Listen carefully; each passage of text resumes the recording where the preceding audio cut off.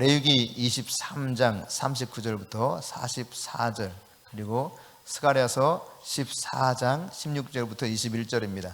먼저 레위기 23장 39절부터 43절까지 함께 하나님의 말씀을 받들어 읽겠습니다.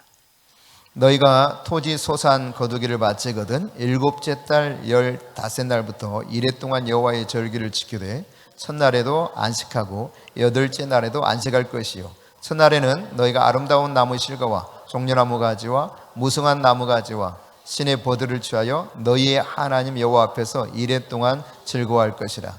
너희는 매년 이레 동안 여호와께 이 절기를 지킬지니 너희 대대의 영원한 규례라. 너희는 일곱째 달에 이를 지킬지니라. 너희는 이레 동안 초막에 거주하되 이스라엘에서 난 자는 다 초막에 거주할지니 이는 내가 이스라엘 자손을 애굽 땅에서 인도하여 내던 때에 초막에 거주하게 한 줄을 너희 대대로 알게 함이니라. 나는 너희의 하나님 여호와이니라. 아멘. 스가랴서 14장 16절부터 함께 읽겠습니다. 스가랴서 14장 16절부터 21절 함께 받들겠습니다. 예루살렘을 치러 왔던 이방 나라들 중에 남은 자가 해마다 올라와서 그 왕 만군의 여호와께 경배하며 초막절을 지킬 것이라.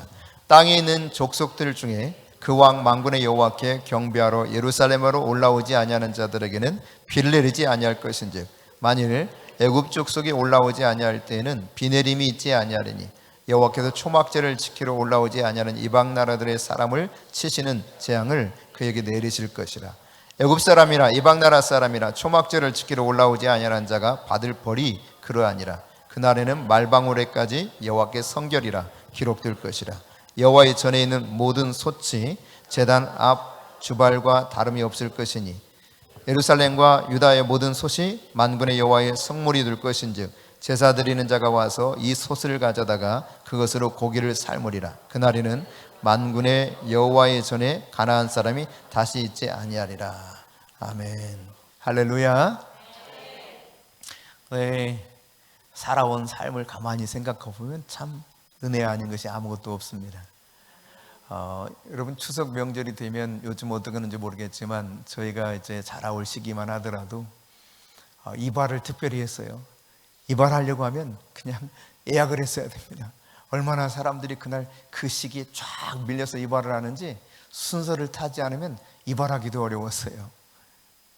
목욕탕 왜 그렇게 사람들이 많이 찾아오는데 목욕탕 때를 다 밀고 양말 속옷까지 다 갈아입고 새 옷을 입고 추석에 그렇게 한 가족이 모여 있었던 때가 엊그제 같습니다. 오늘날은 이제 멀리 외국으로 가는 가족들도 많이 있더라고요. 근데 이 추석 절기가 유대의 종교력으로 보면 우리의 그 추석은 뭐와 아주 유사하냐면 우리가 오늘 살펴보게 될 초막절 스콧과 너무너무 유사한 절기입니다. 가을 절기의 마지막 절기죠. 근데 봄절기 그러면 여러분 뭐가 있죠?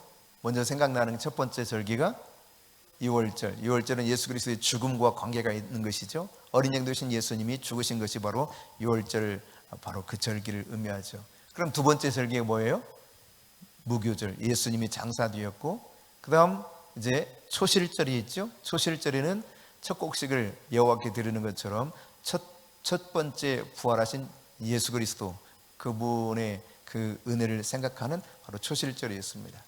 이런 절기들을 이제 쭉 지키다가 77절이 돌아오게 되면 성령께서 이 땅에 강림하시는 바로 그때가 오게 되죠. 그런 다음에 이제 가을 절기, 우리가 지난번 7월 1일, 그러니까 티시리얼로 7월 1일이죠. 우리 달력 아니고요. 유대력으로 7월 1일이 되면 무슨 절기가 돌아와요? 나팔절. 염태로와 나팔을 부는 날이 되죠. 이날은 이제 예수님께서 말씀하셨던 것처럼 잠자던 자들이 부활하고 또 순식간에 호련히 공중으로 끌려 올라가 휴가가 되는 바로 그때가 바로 이 염태로와 나팔 부는 나팔절에 일어난다 그랬습니다. 그런가 하면 이제 염 키프루 대속죄일이 있죠. 대속죄일에는 모든 사람들이 다 용서받는 때이기 때문에 심판대 앞에 마지막 최종적으로 나가는 때와 마찬가지 아닙니까? 이때 이제 앞에 욤테루와 이 시기에 이스라엘 민족들이 회개하면서 회심을 하게 되고 욤 키프루 때 바로 이스라엘 민족이 민족적으로 구원을 받게 된다고 하는 것을 요한계시록 강의를 들으면서 최준숙 목사님 통해서 들으신 바가 있을 겁니다. 또 요한계시록 두 번째 책인 마지막 내 백성아 거기서 나오라, 이 책의 맨 마지막에 보면 도표로 이렇게 그려져서 여러분에게 소개해 드리고 있는 것을 볼 수 있게 되는데, 바로 이렇게 욤테루와 욤 키프루를 거쳐서 이제 마지막 장막절 스콧이라고 하는 이 장막절이 오게 되죠. 이 장막절 절기에 대해서 오늘 우리가 함께 살펴보려고 합니다. 장막절 혹은 초막절이라고 하는데, 이스라엘은 크게 세 가지 중요한 절기가 있습니다. 이 절기는 매년 이스라엘 남자들은 반드시 예루살렘에 올라와서 제사를 드리도록 하나님이 명령한 절기죠. 여러분, 먼저 6월절이죠. 이 6월절, 그런 다음에 77절이 있고, 그리고 이 초막절이라고 하는 장막절이 있습니다. 이 세 절기는 반드시 예루살렘에 올라와서 남자들은 하나님 앞에 보이도록 명령하고 있는데, 이 세 절기가 다 추수와 연관되어 있습니다. 6월절 같은 경우는 겨울 보리를 추수하는 때예요. 그런가 하면 77절은 여름 보리와 밀을 추수할 때가 바로 이 77절과 연관이 되어 있습니다. 그래서 맥추절이라고도 표현을 하죠. 우리 성경에 번역된 것을 보면. 그리고 이제 초막절이 바로 이제는 포도와 올리브를 수확하고 나머지 여타의 것들을 수확해서 저장하는 절기, 그래서 수장절이라고도 불립니다. 이 절기들을 지켜가는 것이 바로 세 번의 절기들이 나타나는데, 출애굽기 23장 16절 말씀 우리 같이 한번 읽어볼까요? 맥추절을 지키라. 이는 내가 수고하여 밭에 뿌린 것에 첫 열매를 거둠이니라. 이거 바로 77절을 말한다고 그랬어요. 계속 읽습니다. 수장절을 지키라. 이는 내가 수고하여 이룬 것을 연말에 밭에서부터 거두어 저장함이라. 마지막 이제 절기 예상하는 초막절을 수장절이라고 부르는데, 왜냐하면은 모든 추수를 다 마쳐서 말하자면 창고에 저장하는 때이기 때문에 그렇습니다. 그래서 이때를 일컬어서 The Feast of Harvest 이렇게 말하기도 하고, The Feast of Ingathering, 갖다 모아서 저장하는 그런 절기라고도 표현합니다. 스콧이라고 하는 이 초막절에 대해서 오늘 조금 더 구체적으로 살펴보기 원하는데, 여러분, 이 올리브와 포도 같은 것들을 다 추수해서 저장해서 초막절 혹은 수장절이라고 일컫는 이 절기를 지키게 되는데, 1년의 마지막 추수예요. 이스라엘에서는 마지막 추수를 다 해서 이제 그것을 기뻐하고 감사하면서 하나님 앞에 예배할 뿐만 아니라, 이 수장절은, 초막절은 이스라엘 백성들이 출애굽한 이후에 40년 동안 광야 생활을 했던 것을 기억하면서 지키는, 회고하면서 지키는 절기가 바로 이 절기입니다. 그래서 오늘 왜 초막절을 지키는가와 초막절을 지키는 방법이 뭔가를 레위기에서 우리가 읽은 본문에서 설명해 주고 있는데, 이 레위기 23장 29절부터 43절에 보면 장막절, 초막절을 지키는 방법에 대해서 소개합니다. 너희들이 장막을 지으라는 것입니다. 그 초막에서 일주일 동안 먹고 자는 그런 축제의 절기가 바로 이때입니다. 그런데 일주일 동안 이렇게 먹고 자는데 40절에 보면은 첫날에 너희가 아름다운 나무 실과와 종려나무 가지와 무성한 나무 가지와 신의 버들을 취하여 너희 하나님 여호와 앞에서 이레 동안, 즉 일주일 동안 즐거워할 것이라. 그러니까 즐거운 축제의 분위기가 바로 이 초막절이에요.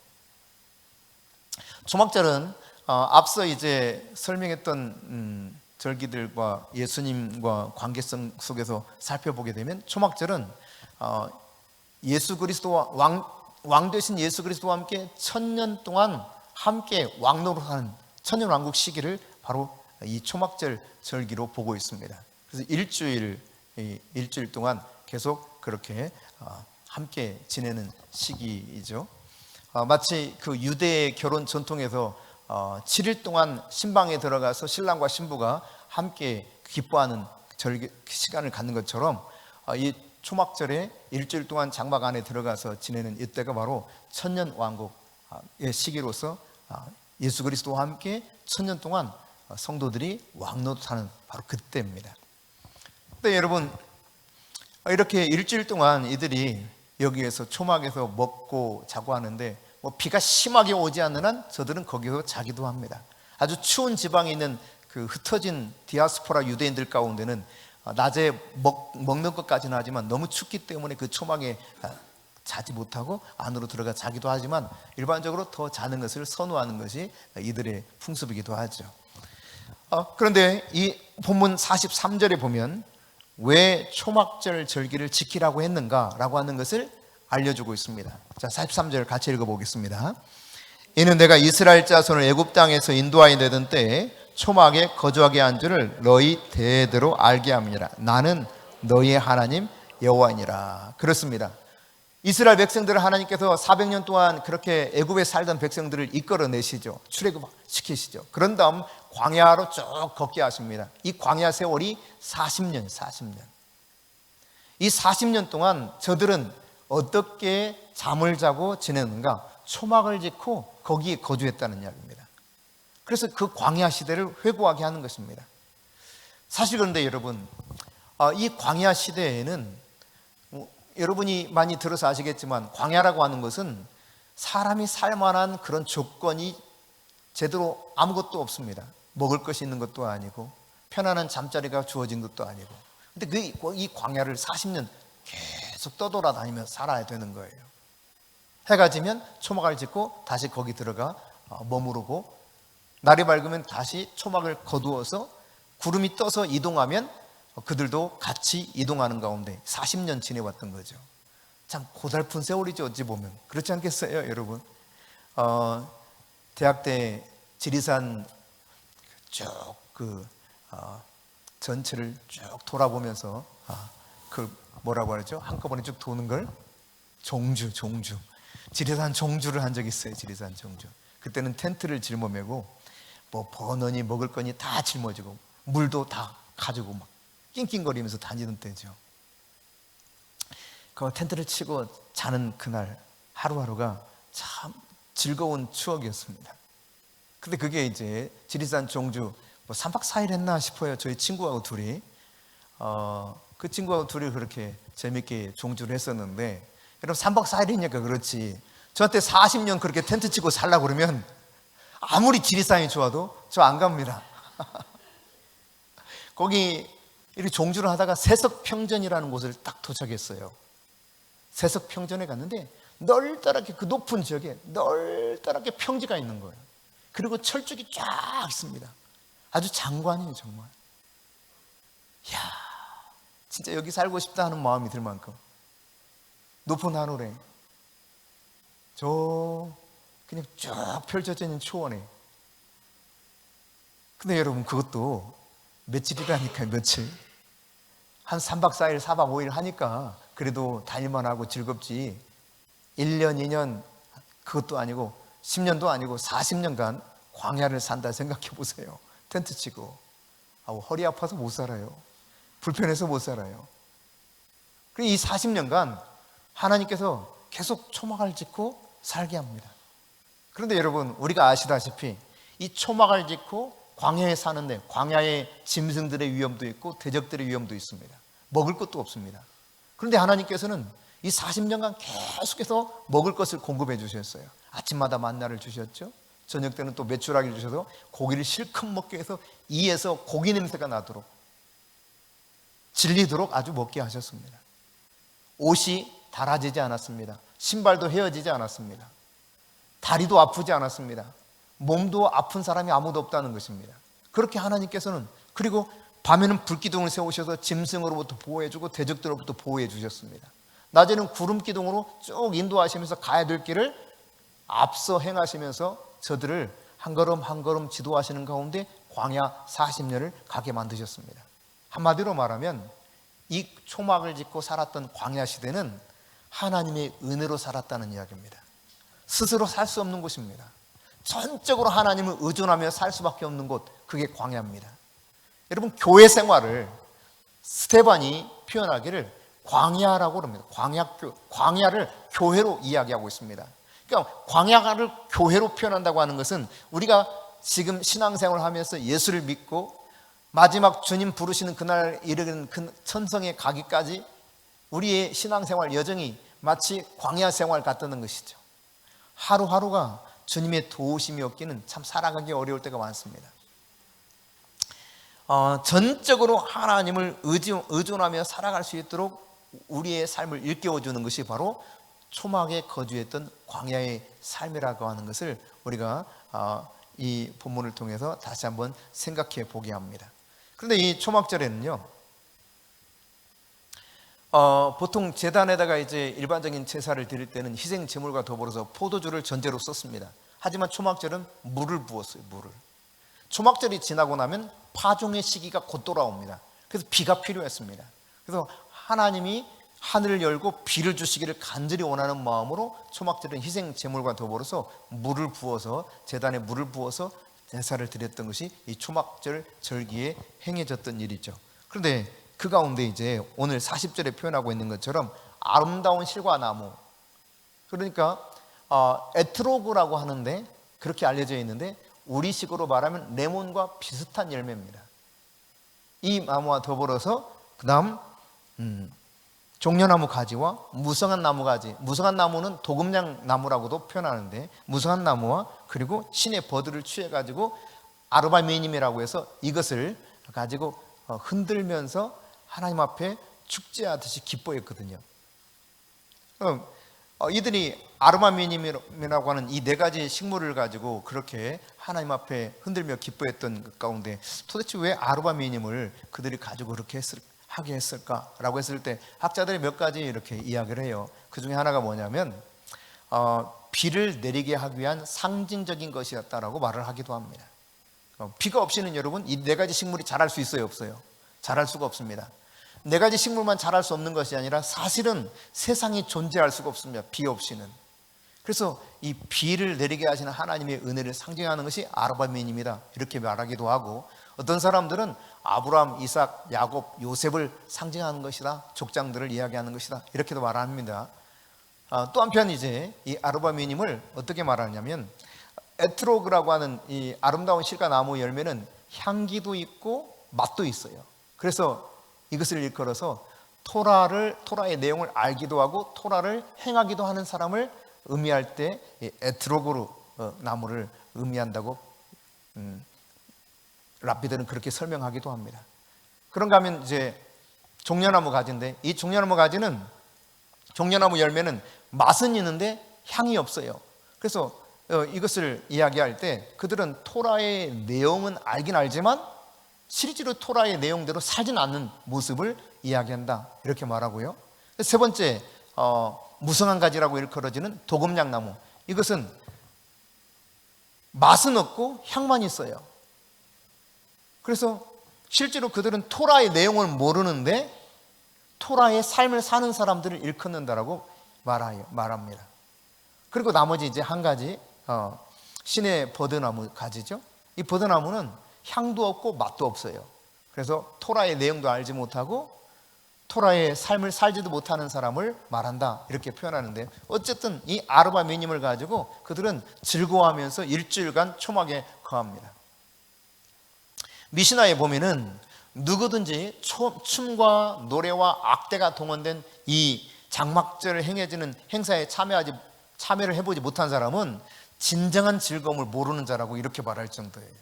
그러니까 초막절 행사에 참여해만 진짜 즐거움이 뭔가 이걸 알 수 있다는 거예요. 그토록 즐거워할 수 있던 이유가 무엇일까요, 여러분? 비를 내리게 하시는 하나님의 은혜, 더불어서 초막에 거주한다고 하는 것은 전적으로 하나님께서 돌보셨던 40년 동안의 광야의 삶을 기억하게 하면서 우리 인생도 하나님이 돌보실 것이라는 확신 가운데 그렇게 즐거워하고 기뻐했던 것이죠. 이 초막절 절기 안에 보면 스가랴서에 나타난 부분을 우리가 살펴봤었는데, 이 스가랴서에서도 초막절 절기를 지키는데 비단 이스라엘 민족만 지키는 것이 아니라 이 스가랴서에 보니까 모든 열방의 사람들이 다 예루살렘에 올라와서 초막절 절기를 지키는 모습을 소개해 주고 있습니다. 그것도 해마다 이방 나라들 사람들 가운데 남은 자들이 올라와서 초막절 절기를 지키더라는 거예요, 여호와께 경배하면서. 그런데 만일에 만일에 땅에 있는 족속들 가운데 이 초막절 절기에 올라와서 그렇게 기쁨의 절기를 지키지 않으면 하나님 말씀하시기를 뭐라고 표현하냐면 그들에게 17절에 비를 내리지 않겠다 말씀하시고 18절에서는 이방 나라들의 사람을 쳐서 재앙을 그들에게 내릴 것이다 말합니다. 그러니까 초막절 절기에 이방인이라도 올라오지 않으면 그들에게 비를 주지 않겠다. 여러분, 비라고 하는 것은 신명기 11장 14절에서 보는 것처럼 이것은 풍성한 수확을 할 수 있도록 하나님이 주시는 은혜를 이야기합니다. 사실 이른 비와 늦은 비가 없이는 곡식을 지을 수가 없어요. 이른 비가 내리는 것은 파종 시기에 비가 흠뻑 내려서 충분히 이 파종을 할 수 있는 토양의 상태를 만들어 놓은 것이고, 늦은 비는 추수하기 직전에 하나님이 비를 적당량 주셔서 잘 알고로 여물 수 있도록 돕는 거거든요. 그러니까 이 비를 내리지 않겠다라고 하는 것은 하나님께서 그들에게 부어주실 은혜가 아무것도 없게 하겠다는 이야기입니다. 다른 말로 말하면 그들이 감사할 수 있는 것들을 다 박탈해 버리겠다는 거예요. 그러니까 하나님이 정말 은혜 가운데서 주신 것들을 감사하면서 지키는 때가 바로 이때인데, 감사할 것이 아무것도 없도록 재앙을 내리겠다는 것입니다. 어떤 사람에게? 초막절을 지키지 않는 사람에게. 여러분, 이 초막절 절기가 9월 29일 저녁부터 시작돼서 10월 6일 저녁까지입니다. 그러니까 지금이 바로 초막절 절기에 해당하는 것입니다. 추석을 전후로 해서 이 초막절 절기가 거의 항상 이렇게 맞물려 있어요. 음력과 유대력이 아주 흡사하게 돌아가거든요. 돌아가는 시스템이. 그러니까 이때야말로 하나님 앞에 진짜 감사해야 될 때라는 이야기입니다. 초막에 거하면서 특별히 감사했던 이스라엘 백성들처럼 우리가 그 은혜를 기억하고 하나님이 주신 은혜와 사랑을 감사하는 때가 바로 이 초막절 절기라고 하는 것을 깨달아야 될 것입니다. 시편 65편 9절 10절 같이 한번 읽어보겠습니다. 땅을 돌보사 물을 대어 심히 윤택하게 하시며 하나님의 강에 물이 가득하게 하시고 이같이 땅을 예비하신 후에 그들에게 곡식을 주시나이다. 주께서 밭고랑에 물을 넉넉히 대사 그 이랑을 평평하게 하시며 또 담비로 부드럽게 하시고 그 싹에 복을 주시나이다. 예, 그렇습니다, 여러분. 하나님께서 하늘을 여시고 비를 주셔야 그렇게 땅이 물을 적당하게 필요한 부분들을 다 해서 충분한 곡식을 우리가 거두어들일 수 있는 준비를 잘 하게 되는 거예요. 이런 은혜가 싹 없도록 재앙을 내리시겠다, 비를 내리지 않겠다라고 표현하고 있죠. 하나님의 은혜가 거두어지는 이 일을 누가 이렇게 들 수밖에 없는가? 초막절에 예루살렘에 올라오지 못하는 모든 사람이 그렇다는 거예요. 근데 그들 가운데는 이방인들도 포함된다는 것입니다. 그럼 여러분, 지금이 초막절 절기에 해당하는데 예루살렘 올라가야 될 거 아니에요? 예. 이때는 지금 어느 때 이 스가랴서에 나온 말씀은 예수님께서 이제 재림하신 이후에 실제로 천년왕국 시대에 초막절을 지키는 모습을 말합니다. 그러니까 예수님 재림하신 이후에도 한 가지 절기가 지켜진다면 그것은 초막절입니다. 이제 초막절 마지막 여덟째 날을 뭐라고 그러냐면 쇠미니 아체렛이라 그래요. 그냥 말 그대로 여덟째 날 그런 뜻입니다. 이 쇠미니 아체렛 여덟째 날이 되면은 이스라엘 사람들은 토라가 있었던 그곳에서 토라를 꺼내서 토라를 가지고 막 빙글빙글 돌면서 기뻐합니다. 7바퀴 쭉 돈 다음에 이제 마지막 신명기 그들이 읽어야 될 마지막 단락을 다 읽어요. 그러면 1년 동안 읽어야 될 토라를 다 읽고 난 다음에 그 다음 큰 축제를 벌여요. 이때부터요. 사실 이때부터 이제 쇠미니 아체렛을 주목사님께서 무엇으로 분류를 했냐면 바로 이때가 새하늘 새 땅이 임하는 때요, 새 예루살렘이 내려오는 때라고 말했습니다. 앞으로 영원토록 이제 하나님의 보좌 앞에 사는 때가 바로 이때 펼쳐진다는 이야기입니다. 그러니까 장막절, 초막절은 굉장히 우리에게 큰 의미를 가지고 있는 것이죠. 그들은 사실 이제 호샤나 라바라고 해서 일곱째 날을 이렇게 말하는데, 일곱째 날 같은 경우는 이 아르바미님 나무들 이렇게 묶어진 이 네 가지 나무 묶어진 걸 가지고 땅바닥을 막 내리쳐요. 내리치면서 그들이 외칩니다. 외치기를 아도나의 호시아나 외쳐요. 주여 우리를 구원하소서, 이제 구원하소서, 그런 뜻이에요. 그러면서 그들이 자신 안에 남아있던 모든 죄까지 그렇게 다 으깨지도록, 버드나무 가지가 다 으깨지도록 내리치거든요. 그래서 자기 안에 있는 죄가 다 으깨지는, 완전히 죄가 다 으깨지는 것을 상징하는, 철저하게 죄를 고백하고 완전하게 회개한 다음 하나님의 은혜가 풍성하게 부어질 갈망하면서 호시아나 라바 7일째 그렇게 한다면 쇠민이 아절에서 들어가서 이제는 토라를 들고 쭉 빙빙 돌다가, 춤을 추며 돌다가, 그리고 7바퀴 그렇게 돈 다음에 말씀드렸던 것처럼 마지막 신명기 단락을 잇고 그들은 큰 잔치를 벌이는 것이 바로 이 초막절입니다. 여러분, 오늘 우리가 이 초막절 절기를 통해서 생각해 볼 수 있는 것은, 초막절 절기는 초막을 짓고 광야에서 40년 살았던 그 시기를 생각해 보세요. 처음에도 말씀드렸지만 광야에서 하나님 없이는 한순간도 살기 어렵습니다.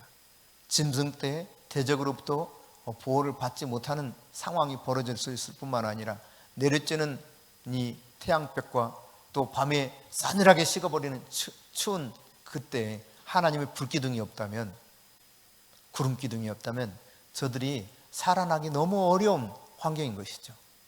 그러니까 하나님 없이 살 수 없었던 그 40년 세월을 기억하면서 하나님 앞에 감사했던 것처럼 그리스도 예수 안에서 속죄함을 받은 성도는 하나님께서 주신 은혜와 사랑에 항상 감사하는 마음을 가지고 이 초막절을 맞이해서 더욱 감사하는 자가 되어야 될 것입니다. 골로새서 1장 12절부터 14절 말씀 함께 읽어보실까요? 우리로 하여금 빛 가운데서 성도의 기업의 부분을 얻게 합당하게 하신 아버지께 감사하게 하시기를 원하노라. 그가 우리를 흑암의 권세에서 건져내사 그의 사랑의 아들의 나라로 옮기셨으니 그의 아들 안에서 우리가 속량 곧 죄사함을 얻었다. 예수 그리스도 안에서 속량을 받아서 죄사함을 받아서 이제는 흑암의 나라에서 완전히 하나님 나라로 옮겨진 이것을 감사하는 것처럼 하나님이 거주하시는 이 초막 안에 늘 아무리 어려운 상황이 되어도 그 장막 안에 함께 하신 하나님이 계시면 안전하고 그 안에서 충분히 공급을 누리면서 풍성한 은혜 가운데 살 수 있게 되는 것이죠. 여러분, 출애굽에서 그들은 광야를 걷고 있지만 그러나 하나님의 보호하시는 장막 안에 늘 함께 있었습니다. 하나님이 날개 아래에 있었던 것이죠. 오늘 우리가 이 장막절 절기를 지나고 있는 이 어간에 특별히 내 인생에 아무리 거칠고 험악한 광야 같은 그런 시기를 지나고 있다 할지라도 하나님이 나와 함께 하시고 계시다는 사실을 기억하십시오. 하나님이 나에게 끊임없이 은혜를 베풀어 주고 계십니다. 나를 사랑해 주셨습니다. 그 사랑을 십자가의 구속의 은총을 통해서 확실하게 보여주셨고 그 사랑은 지금도 지속되고 있다는 사실을 기억하십시오. 그 하나님을 생각하면서 늘 감사하며 지낼 수 있기를 바랍니다. 사죄의 기쁨과 구원의 감사가 넘쳐났던 것이 바로 이 스콧 초막에서 하나님을 찬송하고 기뻐했던 이스라엘 백성들이었고, 그 은혜가 오늘 우리에게 속량의 예수 그리스도의 속량의 은혜를 겪고 있는 우리가 또한 그와 같이 동일하게 감사하며 하나님 앞에 나가야 될 것입니다. 이 초막절이 끝나는 이 시기에 특별히 여러분 더욱 감사하면서 하나님께 영광을 돌릴 수 있기를 바랍니다. 스가랴서 14장 20절 말씀 한번 같이 읽어볼까요? 그날에는 말방울에까지 여호와께 성결이라 기록될 것이라. 여호와의 전에는 모든 솥이 제단 앞에 주발과 다름이 없을 것이니 그랬습니다. 여러분, 어떠한 것도 다 제단 앞에 있는 것과 마찬가지고 말방울조차도 여호와께 성결이라고 써있다라고 표현하고 있는데, 다시 말해서 이전에는 거룩하고 속된 것에 구별이 있었어요. 그러나 이때는 거룩하고 속된 것이 더 이상 구별이 없다는 이야기입니다. 왜 그러느냐? 초막절은 이제 초막절 절기를 통해서 이루어지는 일들이 뭐와 연관성이 있다 그랬습니까? 왕 되신 예수 그리스도와 함께 1000년 동안 왕노릇 사는 시대예요. 다시 말해 용이 결박되고 이제 더 이상 사탄이 어떤 영향도 미칠 수 없는 그때로 접어드는 때가 이 초막절이거든요. 그러니까 하나님의 완전한 통치, 왕되신 예수 그리스도 완전한 통치가 임해서 우리에게 한없는 은혜를 누릴 수 있는 때가 바로 이 초막절에 일어나는 일들입니다. 그러니까 여러분, 이제 더 이상 속된 것, 거룩한 것이 구별이 없는 하나님의 통치 안에 완전히 들어온 삶을 지금 이야기하고 있는 거예요. 말방울까지도 여호와께 성결이라 그렇게 기록이 된다는 거예요. 저 여호와의 제단에 있는 주발뿐만 아니라 어떤 솥단지든지 시커멓게 태우잖아요. 솥단지, 그것조차 거룩한 것으로 바뀐다는 것입니다. 그러니까 그리스도 예수 안에서 우리가 얼마나 큰 은혜 가운데 살 수 있는가를 보여주는 것이 바로 이 초막절 절기를 통해서 또한 우리에게 가르쳐주고 있는 것이죠. 여호와의 재림으로 완성될 그날, 하나님 나라에서는 가장 평범한 물건마저 거룩한 것이 될 수 있다면, 우리가 그날 하나님 앞에서 완전하게 거룩한 자로서 인정받으며 그분과 함께 천년 동안 왕노릇할 그날이 다가오고 있다는 사실을 생각하면 얼마나 감격스러운 일이겠습니까? 이런 성도가 이제 오늘 이 땅을 살아가는 동안 어떻게 살아가야 될 것인가? 여호와께 성결이라고 되어 있는데, 여러분, 사도 바울이 고린도 교회에 편지할 때 고린도후서 7장 1절에 보면 이렇게 말씀하고 있어요. 같이 읽습니다. 그런즉 사랑하는 자들아, 이 약속을 가진 우리는 하나님을 두려워하는 가운데서 거룩함을 온전히 이루어 육과 영의 온갖 더러운 것에서 자신을 깨끗하게 하자. 근데 육과 영, 온갖 더러운 것에서 우리 자신을 깨끗하게 하기 위해서 거룩함을 늘 온전히 이루라는 거예요. 온전히 이루라. 거룩이라고 하는 것은 구별된 것을 말합니다. 세상으로부터 구별되어서 하나님의 것으로 인친 상태라고 할 수 있겠습니다. 이것을 온전히 이루어 그랬습니다. 온전히 이루어라고 하는 이 단어는 에피텔룬테스라고 되어 있는데 현재 분사 형태로 쓰여진 것입니다. 이것은 지속적으로 계속 반복해서 끊임없이 일어나는 일을 의미할 때 이런 분사 형태를 사용하거든요. 그러니까 온전하게 이룬다고 하는 것은 성취하다 그런 뜻인데, 실행하다 그런 뜻인데, 거룩함을 계속 실행해야 된다는 거예요. 끊임없이. 어느 때까지? 주님이 오시는 그날까지. 이 온전함을 이루도록 거룩함을 계속 추구하게 하고 있다는 사실을 우리가 성경을 통해서 발견할 수 있게 되죠. 마지막 그때 우리는 여호와께 성결이라고 일컬어지는 날이 올 것입니다. 구속의 은총을 받은 우리가 성결한 존재로 인침받았지만 아직 우리 영과 우리의 육이 온전히 구별되지 못한 가운데 살아갈 수 있습니다. 매일매일 이 거룩함을 늘 유지하면서 하나님이 원하시는 성결한 삶으로 나아가야 되겠습니다. 오늘 이 스콧 초막절 절기를 지내면서 나를 향한 하나님의 놀라운 사랑과 그 은혜의 섭리를 잘 생각하면서 내게 베푸신 그 하나님의 은혜와 사랑을 더욱 감사하며 지낼 수 있기를 바랍니다.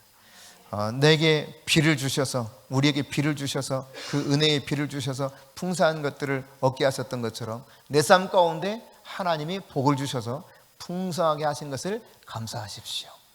그 감사한 주님 앞에 더욱 거룩함으로 성별된 삶을 사시는 가운데 합당한 그리스도의 백성들이 되실 수 있기를 바랍니다.